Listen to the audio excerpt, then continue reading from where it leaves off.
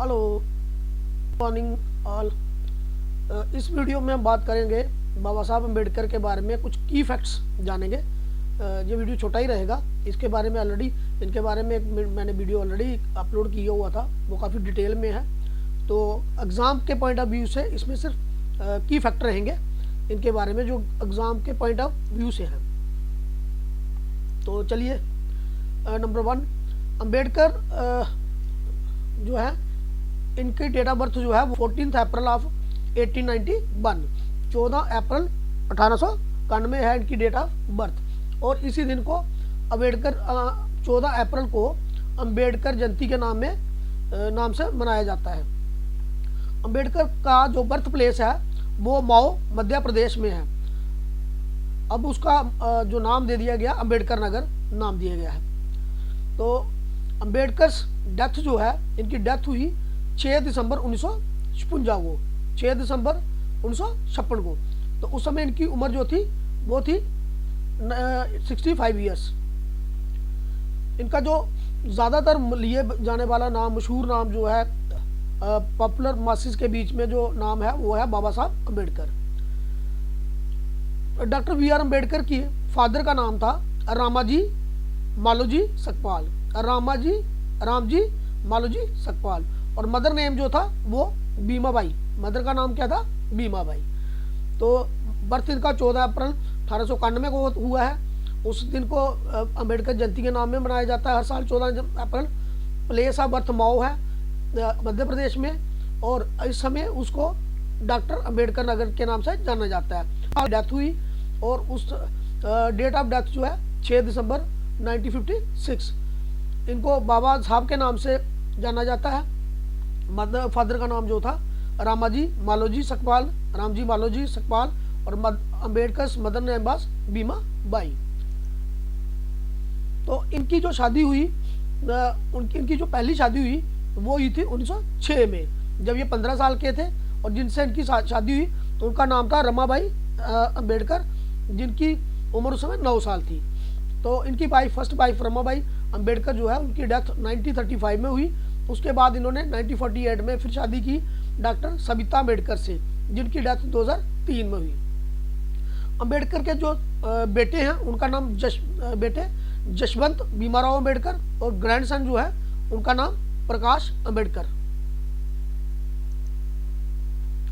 अम्बेडकर की बाबा साहब अम्बेडकर डॉक्टर अम्बेडकर की educational qualification जो है तो वो लिस्टेड है as a university of Mumbai से BA, कोलंबिया यूनिवर्सिटी से MA PhD LLD, London School of Economics से MSc DS, Gray's Inn barrister at law. ये इनकी कुछ डिग्रीज हैं। और उनके बाद इनको जो अवार्ड मिले हुए वो अवार्ड मिले 1956 में बोधिसत्वा 1956 में। और भारत रत्न अवार्ड, ये बोधिसत्वा अवार्ड जो उनको मिला ये ड्यूरिंग लाइफ मिला मतलब। और उसके बाद भारत रत्न अवार्ड मिला 1990 में। तो ये जो अवार्ड है ये इनको प्रोथामिसली मिला, that means after death. First Columbian head of their time 2004 में मिला। ग्रेट इंडियन 2012 में मिला इनको अवार्ड। नेक्स्ट इज ये अपने माता पिता के 14th एंड लास्ट चाइल्ड थे। अपने माता पिता के ये 14th एंड लास्ट चाइल्ड थे। रियल जो उनका सरनेम था वो था अंबा बाडेकर, बट उनके टीचर थे महादेव अम्बेडकर, उन्होंने उनको सरनेम दे दिया अम्बेडकर स्कूल कार्ड में। तो उसके बाद उनका अम्बेडकर ही नाम रहा। ही वॉज फर्स्ट इंडियन, पहले भारतीय थे जिनको डॉक्टरेट PhD डिग्री जो है इकोनॉमिक्स में मिली, अब्रॉड से मिली। First Indian to get PhD degree from abroad. पहले भारतीय हैं जिनका जो स्टैचू जो है कार्ल मार्क्स के स्टैचू के साथ म्यूजियम, लंदन म्यूजियम में लगा हुआ है।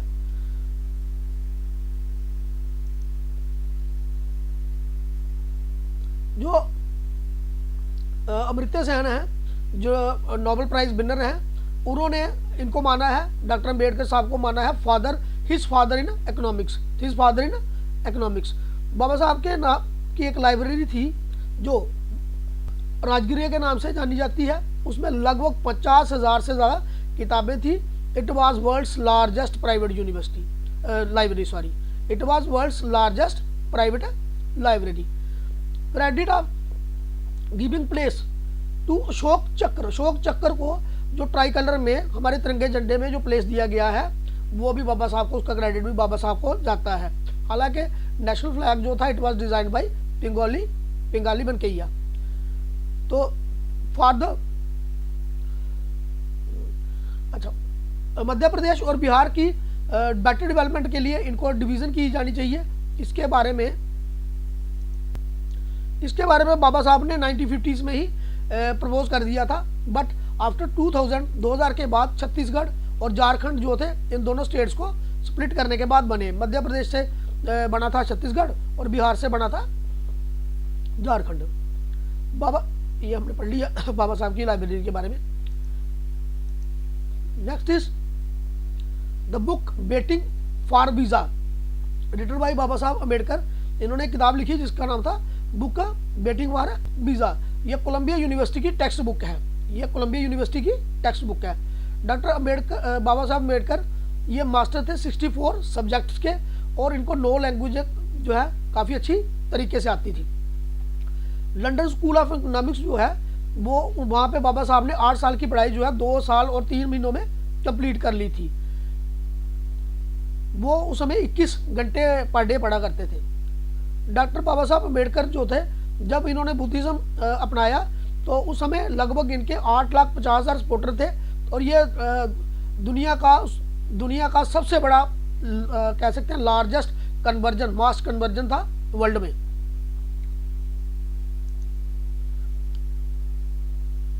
महंत Veer Chandramani a great Buddhist monk, एक महंत वीर चंद्रमणि जो थे एक ग्रेट बुद्धिस्ट मॉन्क थे जिन्होंने बाबा साहब को इनिशिएट किया था टू बुद्धिज्म और उन्होंने इनको एक नाम दिया था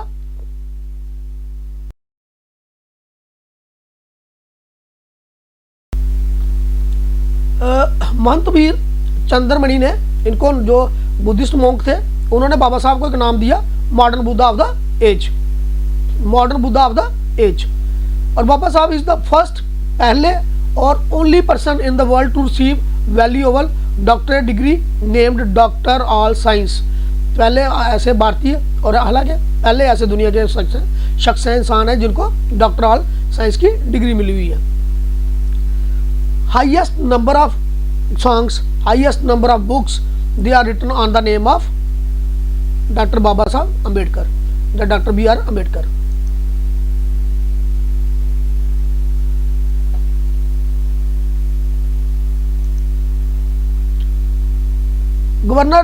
गवर्नर लॉर्ड लिलिंथगो और महात्मा गांधी जो ये मानते थे कि बाबा साहब जो है अम्बेडकर ये 500 ग्रेजुएट और 1000 ऑफ स्कॉलर से ज़्यादा इंटेलिजेंट हैं। बाबा साहब पहले आदमी थे, पहले सत्याग्रही थे जिन्होंने सत्याग्रह किया पानी के लिए।